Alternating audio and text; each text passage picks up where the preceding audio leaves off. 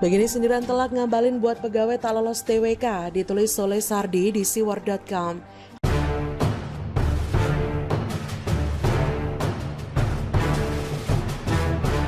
Ngabalin memberikan pernyataan halus tapi telak kepada mereka yang gagal lulus tes TWK.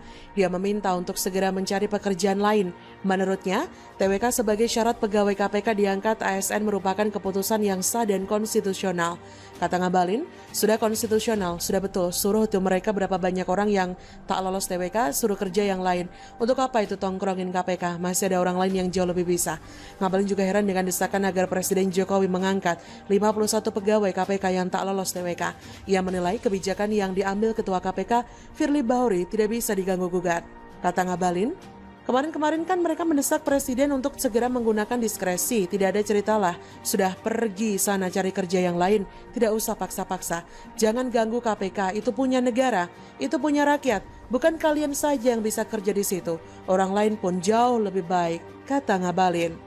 Waduh, cari kerja yang lain? Memang benar sih, sama seperti kita melamar kerja, tidak lulus tes atau wawancara tidak akan dipanggil, yang artinya kita dipersilakan untuk melamar ke tempat lain, atau mau melamar anak orang. Kalau tidak diterima ya sudah, ini tidak bisa dipaksa. Relakan dan terima kenyataan meski manis, pahit. Bukan merengek lapor polisi dan Komnas HAM bahwa HRD telah melakukan pelanggaran dan berusaha menyingkirkan calon karyawan berkualitas seperti dirinya. Di atas langit masih ada langit lagi. Pepatah simpel ini rupanya tidak bisa dipahami dengan baik oleh mereka yang tak lolos tes TWK. Mereka sebenarnya ngotot tetap di KPK karena ada agenda tertentu. KPK itu lembaga yang sangat strategis. Sudahlah, benar kata Ngabalin, cari kerja di tempat lain, kan katanya mereka itu mengklaim orang-orang yang berkualitas, salah satu yang the best lah pokoknya. Ya sudah, dengan kualitas seperti itu, rasanya tidak sulit mencari pekerjaan di tempat lain. Contohnya Ahok, dia tidak kesulitan cari kerja, bahkan banyak tawaran pekerjaan menghampirinya, karena orang-orang sudah tahu cara kerjanya seperti apa, etos kerja bagaimana, dan kejujurannya dalam mengelola keuangan. Transparan, gak seperti gubernur yang satu itu, ngakunya transparan tapi omongan palsu.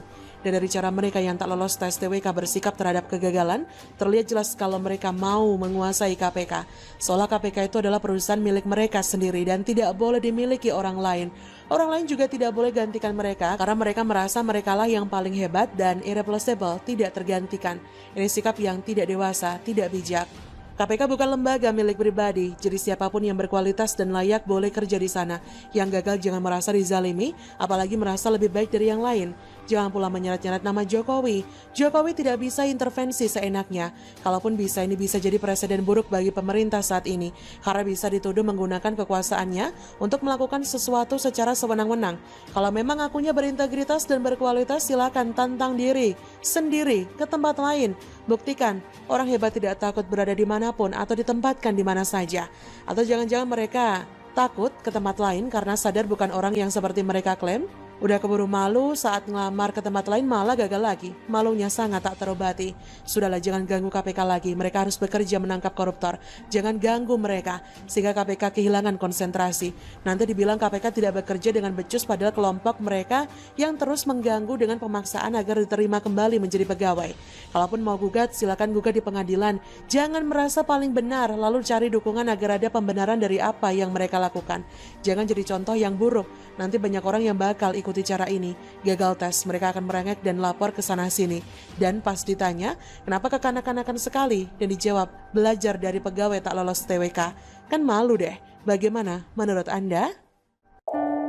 Mulai gila, Fadlizon sebut Puncak lebih terkenal dibanding Bali sebagai tempat wisata. Ditulis oleh Jaya Wijaya di siwar.com.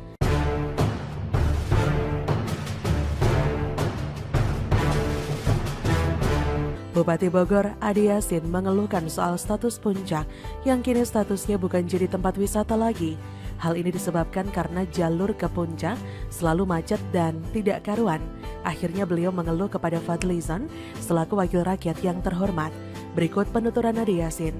Kata Adi Yasin, Puncak kalau di-branding dengan baik bisa jadi wisata dunia, bahkan bisa dibandingkan dengan Genting Island di Malaysia. Penulis setuju sih kalau Puncak di-branding maka bisa jadi bahan pemasukan buat negara Indonesia. Tapi menurut penulis, Puncak sebaiknya statusnya bukan sebagai tempat wisata, melainkan sebagai tempat lokalisasi resmi pemerintah. Berhubung wakil presiden saat ini sangat hobi yang syariah-syariah, mungkin status Puncak bisalah diganti jadi tempat lokalisasi syariah. Dibantu MUI dengan stempel halalnya, Puncak bisa menjadi tempat favorit turis-turis Timur Tengah untuk melahirkan Habib-Habib semacam Bibip Thoyib dan Bahar Bucari. Seperti kita ketahui, Puncak adalah surganya kawin kontrak. Tapi menurut penulis bukan cuma Puncak saja loh yang punya potensi.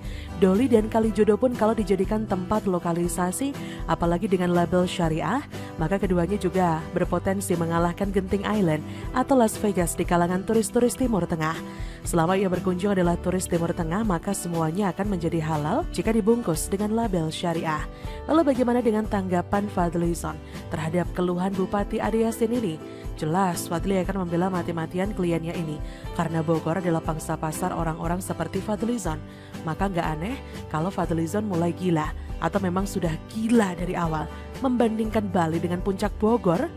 Dilansir dari suara.com, Fadlizon berkata, tidak hanya dari masyarakat umum di Timur Tengah, tapi juga dari kalangan elitnya. Saya berkali-kali dari parlemen negara Timur Tengah itu melihat Puncak lebih terkenal daripada Bali, kata Fadlizon pada 3 September 2021. Komentar penulis harus jujur kalau ucapan Fadlizon tidak sepenuhnya salah. Memang, masyarakat Timur Tengah kalau wisata ya hobinya seperti yang di Puncak Bogor. Penulis percaya saja kalau elit-elit dari Timur Tengah juga demikian. Tapi membandingkan Puncak dengan Bali tentu adalah perbandingan yang tidak apple to apple. Bagi penulis, Puncak lebih terkenal sebagai tempat lokalisasi dan kawin kontrak. Untuk hal ini bukanlah hanya Puncak, Saritem, Doli atau Kalijodo pun berpotensi sama terkenalnya dengan Puncak ketika dikelola dengan baik dan benar. Tinggal minta stempel MUI sama Anwar Abbas dan dukungan Wapres saat ini, maka turis dari Timur Tengah akan berdatangan ke tempat-tempat tersebut. Di balik kita bisa menikmati keindahan alam, pantai-pantai diisi wanita berbikini. Ya iyalah, masa di pantai pakai pakaian ninja? Emangnya mau perang dunia shinobi kelima? Kita juga bisa melihat kok situs-situs budaya, cagar alam dan pertunjukan budaya khas Indonesia yang begitu kental di sana. Ini baru bisa disebut sebagai tempat wisata. Kalau cuma terkenal karena kawin kontrak, pemandangan cuma kemacetan sepanjang jalur aja sih, penulis rasa nggak pantas lah disebut sebagai tempat wisata. Lebih cocok disebut tempat lokalisasi karena yang datang kebanyakan dari Arab, maka bisa ditambahkan dengan kata syariah di belakangnya, kata Fadlizon. Mungkin perlu ada perhatian dari pemerintah pusat, intervensi kebijakan yang tepat terhadap Puncak, karena ini potensinya sangat luar biasa sekali. Komentar penulis, memang soal memikat pangsa pasar, penulis akui kalau Fadlizon ini memang ahlinya. Walaupun ujung-ujungnya meminta bantuan pemerintah, ya wajar saja karena memang DPR salah satu tugasnya menyampaikan keinginan masyarakat kepada pemerintah. Secara tidak langsung, Fadlizon mengakui kalau dia membutuhkan pemerintah yang dia sering hina dan salahkan. Jadi mari kita tunggu saja keputusan pemerintah.